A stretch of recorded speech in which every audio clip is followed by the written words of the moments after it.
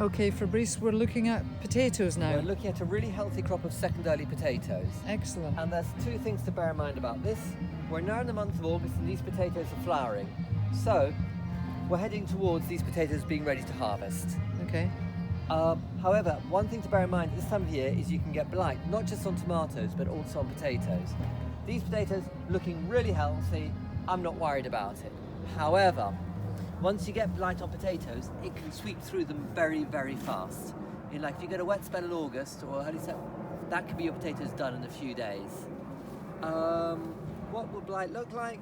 Well, we don't really have any here. We've got some yellowing leaves, but that's just old leaves. Yep. Starts off with yellowing leaves like that, and then greyish brown patches on the stems and on the leaves. Very quickly, everything looks utterly blasted and blighted. Well, what do you do when that happens? Well, your potato growing season is now over as soon as that appears. So as soon as you see that starting, if you want to dig all your potatoes up. Yep. If you want to store your potatoes, you've got to do something else. There, what you do is you cut all the homes of the Top potatoes, growth. all the top growth, right down to ground level, as close as you can get to the ground, and remove that.